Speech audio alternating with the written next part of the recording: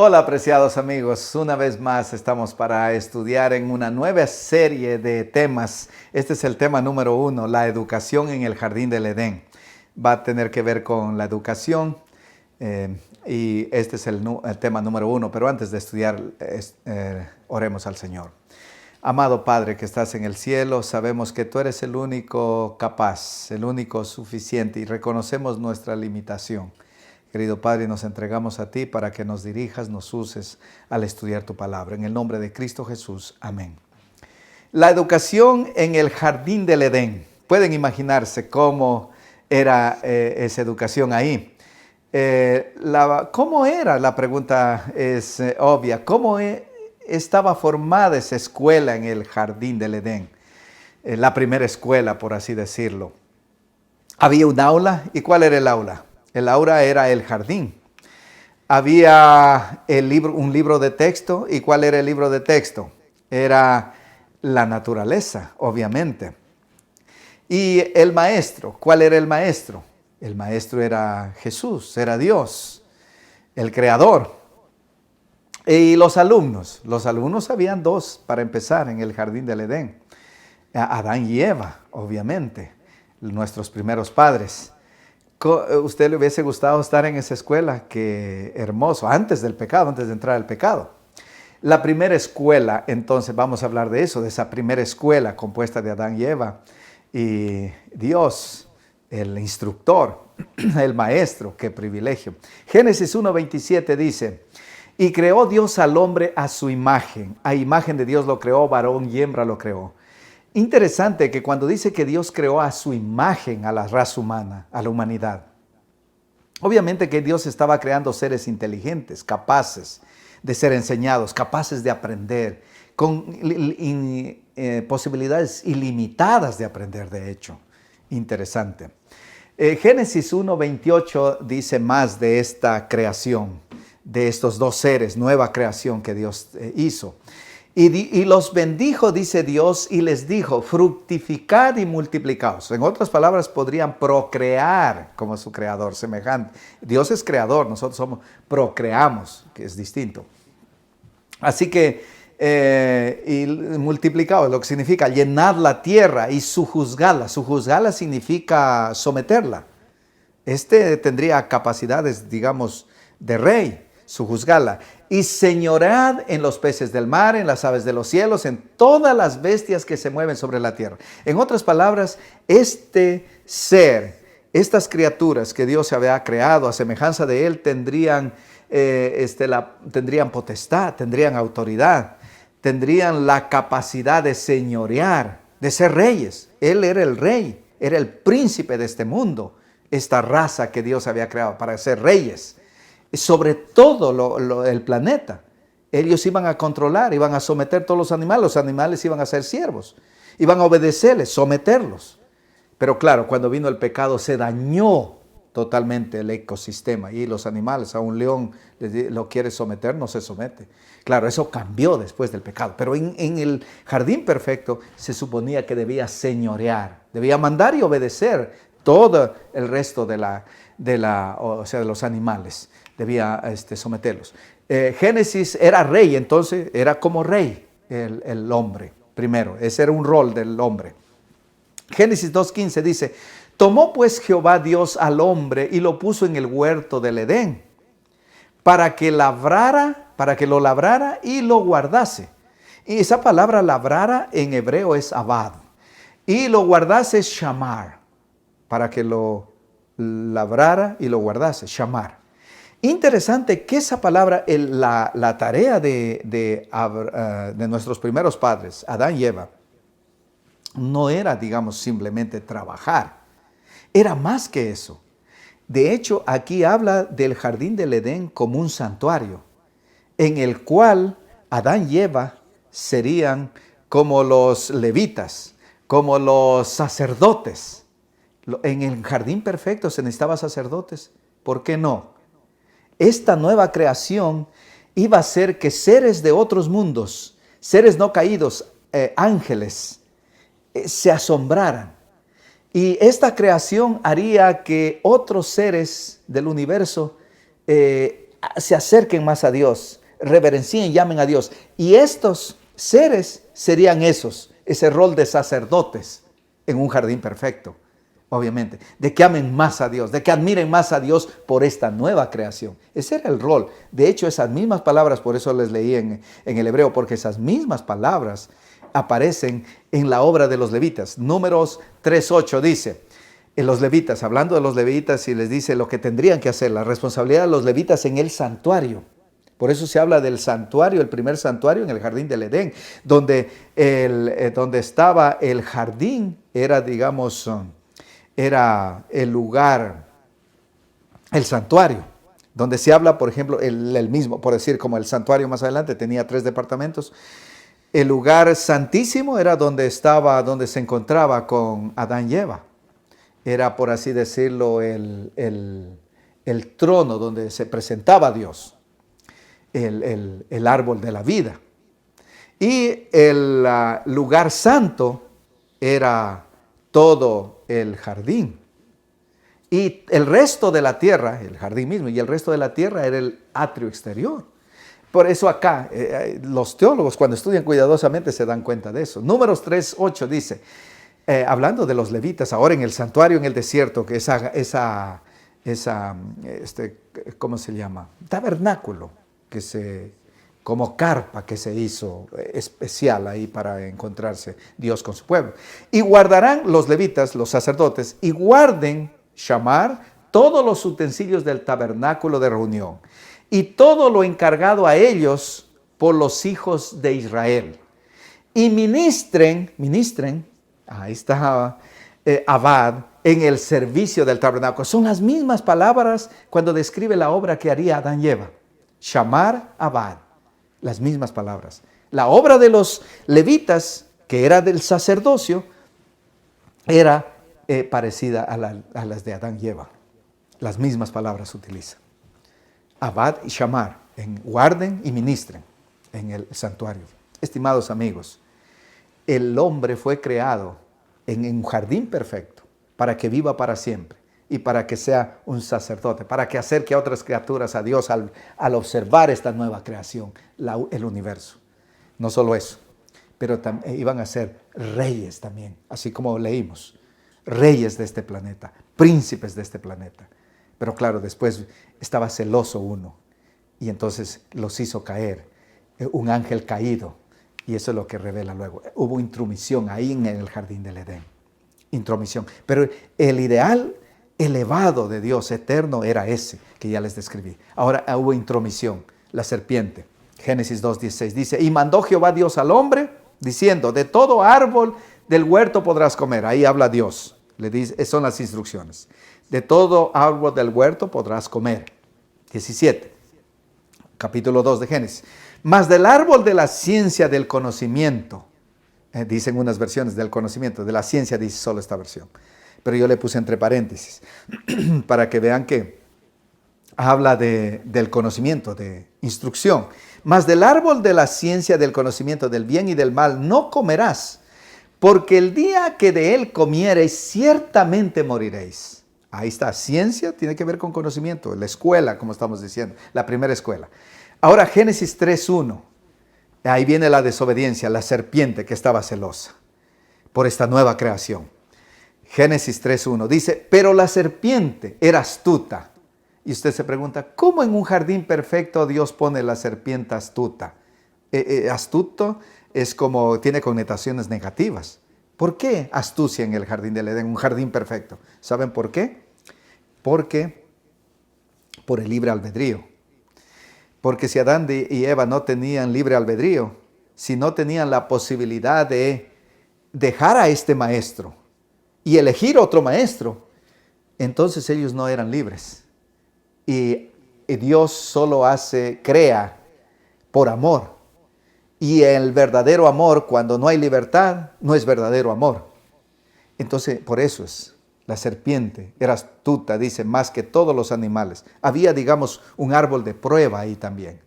Porque no necesitaba estar, pero era por ese libre albedrío. Para que ellos tengan la libertad en la eternidad o por lo menos por un tiempo, el servir siempre a Dios, ser siempre fiel a Dios, o elegir, en este caso, al archienemigo de Dios. Pero la serpiente es Satanás, que era astuta más que todos los animales del campo que Jehová Dios había hecho, la cual dijo a la mujer, ¿con qué Dios ha dicho, no comáis de todo árbol del huerto? Dios no dijo eso. Dios dijo, de todo árbol del huerto puedes comer, menos de uno. Pero Satanás siempre tuerce. Con que Dios ha dicho, de todo árbol del huerto no comáis. Eso es lo que le está diciendo, sugiriendo. Entonces la serpiente dijo, claro, la mujer ahí dijo, no, él dijo que de nomás no podamos comer. Ella trató de aclarar. Ella estaba bien claro, de hecho, en el mandamiento. Entonces la serpiente dijo, a lo que dijo Eva, dijo a la mujer, no moriréis. Primero solo torció lo que Dios había dicho. Usó las mismas palabras de Dios un poco torcidas. Satanás es experto en eso. Y luego dijo directamente, abiertamente, contradijo lo que Dios dijo. Porque dijo, el día que comas del árbol de la ciencia del bien y del mal, ciertamente moriréis. Y dice, no moriréis. Abiertamente contradice la palabra de Dios. Lo que Dios había dicho, moriréis. Él dice, no moriréis. Qué, digamos, descaro, ¿no es cierto? Este es Satanás usando a la serpiente ahí en el jardín del Edén. No moriréis. La pregunta es, ¿tenía claro Eva, digamos? ¿Tenía claro el mandamiento? Era claro. Pero miren, ignorando la enseñanza del maestro de maestros y escuchando la voz del enemigo, otro maestro. Génesis 3:5 dice, si no, sigue Satanás hablándole a Eva, sino que sabe Dios que el día que comáis de él serán abiertos vuestros ojos y seréis como Dios, sabiendo el bien y el mal. Dios no los había creado a semejanza de él, pero aquí dice seréis como Dios. Eva ya no era como Dios, ya era. ¿Cómo es que pudo comprar tal mentira? Usted se pregunta. Si ya Dios les había creado a semejanza de él. Aquí le dice, seréis como Dios, sabiendo el bien y el mal. Dios los había creado para que ellos conozcan el mal. No, esa era una elección que ellos tenían, nada más. Tú puedes saber del mal, pero no experimentar el mal. En otras palabras, tú puedes conocer todo lo del cáncer, pero nunca experimentar el cáncer. Pero Dios les había instruido. Así que, pero ellos ahora, dice, seréis como Dios. Dios, no es que Dios conoce el mal por experiencia. Él sabe porque Él es Dios, conoce todo. Pero Él no experimenta, obviamente, el mal. Él no tiene que ver nada con el mal. Eso es más o menos el punto en este caso. Así que seréis como Dios, sabiendo el bien y el mal. Dios no quería que conozcan el mal, pero ellos se dejaron engañar. Versículo 6 de Génesis 3 dice, y vio la mujer que el árbol era bueno para comer y que era agradable a los ojos y árbol codiciable para alcanzar la sabiduría. Si alguien tiene falta de sabiduría, dice la Biblia, pídasela a Dios, quien da libremente, dice la Biblia. Pero acá están confiando en otro maestro para alcanzar la sabiduría. Y tomó del fruto y comió y dio también a su marido, el cual comió así como ella. Interesante, se dejó engañar a sabiendas. Lo interesante es que muestra, ¿por qué no fue, viendo que estaba contradiciendo lo que Dios había dicho, por qué no le preguntó a Dios, Eva? Ahí en el jardín del Edén no tenían acceso directo. Es un misterio, de hecho, el pecado, de cómo entró. Cómo con mentes sin tendencia al mal, con mentes agudas, que no podían dejarse engañar. ¿Cómo es que se dejaron engañar? Es un misterio, de hecho, el pecado. El pecado es un misterio que en la eternidad vamos a estudiar con nuestro Maestro Jesús mismo. ¿Cómo es que se dejaron engañar? ¿Cómo se dejaron tentar? Ese es, ¿y por qué no le preguntó a Adán? Sino que se dejó engañar simplemente. El siguiente punto, la decisión del Maestro. La decisión del Maestro frente a que cayeron en pecado, frente al engaño que los hizo caer. Eligieron otro maestro, este Dios amante, creador. ¿Los iba a dejar así? La decisión del maestro, ahí está. Génesis 3:15 es la primera promesa del Evangelio, la primera promesa de salvación. Dice, y pondré enemistad. Esta es la sentencia contra la serpiente, contra Satanás. Ahí en capítulo 3, versículo 15. Y pondré enemistad, dice Dios, entre ti y la mujer, le dice a la serpiente. Entre ti, Satanás, serpiente, y la mujer. Y entre tu simiente, Satanás, y la simiente de la mujer. Esta te herirá, la simiente es Cristo, dice el Nuevo Testamento. Esa simiente es la promesa de esa simiente que vendría un día y nacería de mujer y para salvar al mundo, el Mesías. Voy a poner enemistad entre tu descendencia, Satanás, entre los que a ti te siguen y la descendencia de la mujer, la iglesia, entre la simiente suya. Esta te herirá, la simiente de la mujer, el Mesías te herirá en la cabeza y tú le herirás en el calcañar. Y claro, esta es la promesa de la cruz del Calvario por primera vez. Ese dolor terrible que le causó Satanás a Jesús por ir a la cruz a salvarnos. Fue terrible. Pero dice, la simiente de la mujer, el Mesías, te va a aplastar la cabeza. Te va a dar un golpe mortal. Y en la cruz le dio ese golpe mortal. Y por eso es que él no quería que vaya a la cruz, porque él sabía de esta profecía en Génesis 3:15, la primera promesa del Evangelio. Y dice Génesis 3:21, y Jehová Dios hizo al hombre y a su mujer túnicas de pieles y los vistió. Estas túnicas eran de cordero, porque en el capítulo que sigue, ahí sacrifican cordero. Por primera vez vieron ellos muerte. Por primera vez se mató un cordero. Por eso la Biblia en el Apocalipsis dice, el cordero que fue inmolado desde el principio del mundo. Está hablando de aquí, de esto. Jesús fue inmolado en promesa en el jardín del Edén para que ellos no mueran. Porque el día que coman, ciertamente moriréis. ¿Y cómo es que ellos no murieron? Porque un cordero murió en su lugar y fueron puestos las pieles, fueron vestidos, su desnudez de pecado fue vestido con las pieles del cordero, que simbolizaba el Mesías que vendría en el futuro. Génesis 3:22, y dijo Jehová Dios, he aquí el hombre es como uno de nosotros, sabiendo el bien y el mal. Pero ya les dije que ese sabiendo es no experimental, porque Dios no puede experimentar el mal. Ahora pues que no alargue su mano y tome también del árbol de la vida y coma y viva para siempre. Así que el árbol de la vida que estaba ahí, ellos podían comer libremente, era del árbol del conocimiento del bien y del mal que no debían comer. Así que Dios dice, lo quita, para que, imagínense, si ellos comían del árbol de la vida y ellos seguían viviendo para siempre.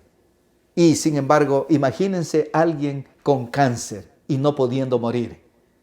Y sufriendo, gritando, así como es que es el cáncer de terrible. Y no pudiendo morir. Dios por misericordia de ellos dijo, retiró el árbol de la vida.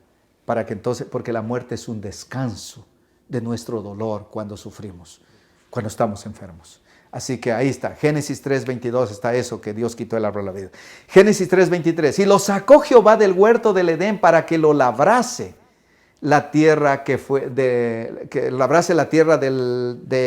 tomado.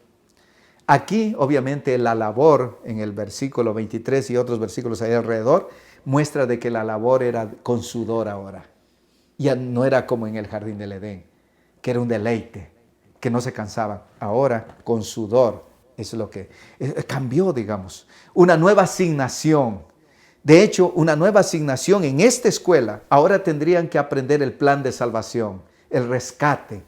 Antes del pecado no tenían ese tema. Ahora una asignatura diferente en ese currículo de estos nuevos alumnos. Tendrían que también experimentar un trabajo duro, distinto que lo que experimentaron en el Edén. Versículo 24 de Génesis 3 dice, echó pues fuera al hombre del jardín del alcance del árbol de la vida y puso al oriente, y lo puso al oriente del Edén, querubines, y puso al oriente del huerto del Edén querubines. Querubines son ángeles, y una espada encendida que se revolvía por todos lados para guardar el camino del árbol de la vida. Primero, digamos, estaba ahí, después lo quitó Dios. En el libro del Apocalipsis aparece el árbol de la vida otra vez, cuando Dios recrea otra vez el jardín del Edén, el nuevo mundo. Efesios 4:13. hasta que todos lleguemos. ¿Cuál era entonces la meta ahora? No solo de que el Salvador vendría y lo salvaba el Mesías. Sus ojos ahora en adelante estaban puestos en ese Mesías que vendría un día. Su esperanza de vida otra vez. Pero no solamente sería el Salvador, sería también su modelo, su ejemplo, su inspiración. Hasta que todos lleguemos, dice, a la unidad de la fe y del conocimiento, otra vez instrucción, enseñanza, y del conocimiento del Hijo de Dios, a un varón perfecto, a la medida de la estatura de la plenitud de Cristo. El ideal de Dios ahora era que la raza humana, al Jesús vendría y los salvara, y al salvarlos, restaurar la imagen de Dios otra vez en los perdidos. ¿Y cuál era la medida, el modelo para que nosotros nos fijemos? Jesucristo, a la estatura de la plenitud de Cristo. Eso es lo que nos replica aquí. Los que desprecian ahora la autoridad. Los que desprecian la autoridad. ¿Cuáles son esos que desprecian la autoridad? Hebreos 13:7 dice: acordaos de vuestros pastores, que os hablaron la palabra de Dios, considerad cuál haya sido el resultado de su conducta e imitad su fe. Estos son pastores conforme al corazón de Dios. Son pastores que tienen buena conducta, que son seguidores de Jesús. Porque como el apóstol Pablo dijo, imitadme a mí como yo imito a Cristo. Él es el modelo, Jesús es el modelo, el Mesías es el modelo. Imitad su fe, por eso dice el que escribió la carta a los Hebreos. Dice, imitad la fe de los pastores, en este caso. Pastores buenos. Y yo quisiera ser así. ¿Usted quisiera ser así? Imitar a Jesús. Digamos que otros puedan decir, voy a imitar la fe de este seguidor de Jesús, de este fiel seguidor de Jesús. Porque si imito lo que él hace, voy a estar seguro. Porque él no va a hacer lo que es incorrecto. Voy a simplemente a imitarlo y estaré seguro. Es lo que el apóstol Pablo en esta ocasión dice, imiten su fe. Pastores buenos, obviamente. Hebreos 13:17 dice, obedecer a vuestros pastores. Interesante esa palabra obedecer en el siglo XXI, como que ni a los padres hoy en día parece que fuera bueno obedecer hoy en día. O sea, la obediencia se está destruyendo. Obedecer, aquí dice, a vuestros pastores y sujetaos. Otras versiones dicen, sométanse a ellos. Es la misma palabra de paso. Puede ser traducida sujetaos, puede ser traducida como someteos, de hecho dice otras versiones. Es la misma, esa es la idea. Sométanse a ellos, porque ellos velan por vuestras almas como quienes han de dar cuenta. Y esa cuenta es a Dios, obviamente. Así que obedecer, dice, sométanse. ¿Usted fácil se somete? ¿Usted obedece a los pastores? Usted dice, yo no lo hago. Recuerde, es Dios que pide esto. No es un ser humano, es Dios que pide. Obedeced, sujetaos, sométanse. Pero obviamente es a buenos pastores, como leímos el anterior versículo. A dignos de ser imitados. Pastores abnegados, veraces, que enseñan la verdad, que enseñan la palabra de Dios, que son genuinos, que son verdaderos maestros. A ese tipo de pastores les dice, sométanse. Hay la pregunta que surge, hay tal cosa, yo no sigo a nadie, yo no obedezco a nadie, no me someto a nada. ¿Existe tal cosa? No existe tal cosa en este planeta. Siempre nos sometemos a alguien. Siempre aprendemos de alguien. Siempre alguien nos enseñó. A mí, yo fui al seminario, tuve maestros que por la gracia de Dios yo siento y pienso y espero fueron maestros veraces, maestros consagrados, temerosos de Dios, maestros genuinos, fieles, leales a Dios. Y al seguir, digamos, al escuchar sus enseñanzas, yo espero haber escuchado maestros puestos por Dios, que trazaron bien la palabra de Dios para mí.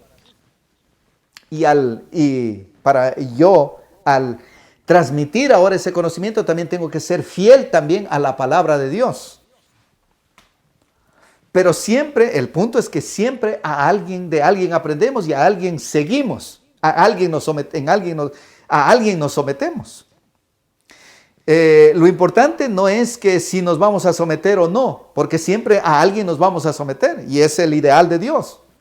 Lo importante es, nos sometemos a esos genuinos, veraces, fieles, leales a Dios. Ese es el punto.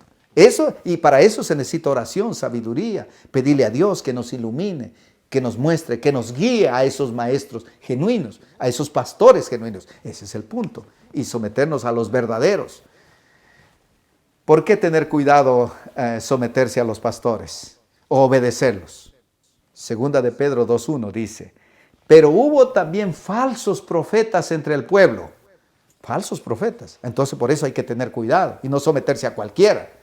Como habrá también entre vosotros falsos maestros, que introducirán encubiertamente herejías. ¿Qué es herejías? Es falsas enseñanzas que supuestamente están en la Biblia, pero no están en la palabra de Dios. No están apoyadas, no están fundamentadas en la palabra de Dios. Falsas herejías, falsas enseñanzas. Destructoras dice ahí. Y aún negarán al Señor que los rescató, atrayendo sobre sí mismos destrucción repentina. Entonces, someterse, seguir a un maestro falso, a un predicador falso, a un pastor falso, es destrucción, según esto. Por eso hay que tener cuidado. Por eso necesita una oración. Por eso uno necesita, ¿cómo descubro si un maestro, un pastor es falso? Con la palabra de Dios es que hay que desmascararlos. Es con la palabra de Dios. Tú y yo tenemos que hacer eso. No tenemos otra opción. Tenemos que a alguien obedecer, pero tenemos que, con la ayuda de Dios, ser a un genuino maestro, a un pastor verdadero. Ese es el punto. Segunda de Pedro todavía 2, versículo 2. Y muchos seguirán sus disoluciones, sus engaños, eso es lo que es. Por causa de los cuales el camino de la verdad será blasfemado. Por causa de falsos pastores, de falsos maestros, falsos predicadores, el camino de la verdad será blasfemado. Dirán, no, yo mejor no voy a la iglesia, yo mejor no sigo a nadie, yo mejor con eso de la Biblia, esas cosas. Eso es lo que le encanta a Satanás, destruir la fe de mucha gente a través de falsos maestros, falsos pastores. Por eso tú y yo tenemos que tener cuidado. ¿A quién oímos? Y checarlos, examinarlos, probarlos con la palabra de Dios, es que se los desenmascara, con la palabra de Dios. Por eso es importante y por eso yo trato de explicarte lo que la palabra dice. Yo no tengo consejos para ti, yo no tengo enseñanzas para ti, no tengo buenas ideas para ti, yo no tengo nada que enseñarte. Lo único que trato es de que tú mismo entiendas la palabra de Dios, por ti mismo leas la palabra de Dios, que tú mismo examines si esto que estamos leyéndote en la palabra de Dios es así, por ti mismo, porque nadie va a dar cuenta por otro. Así que, mi estimado amigo, es un asunto serio, pero es un privilegio grande, digamos, enseñar la palabra de Dios y ser genuino. Así que te invito a que ores a Dios y le digas, Señor, guíame a los pastores verdaderos, a los maestros verdaderos, y yo voy a seguir si tú me hablas a través de ellos. Porque es a través de seres humanos que habla Dios. No existe, Dios personalmente no va a venir a hablarte. No funciona así. Dios dejó, por eso, pastores fieles, pastores leales, veraces a la palabra de Dios. Oremos, querido Padre que estás en el cielo, gracias por tú no solo dejar tu palabra, sino también levantar hombres fieles a tu palabra, hombres y mujeres fieles a tu palabra, en la cual hacemos bien en oír. Querido Padre, ayúdanos en el precioso nombre de Cristo Jesús. Amén y amén.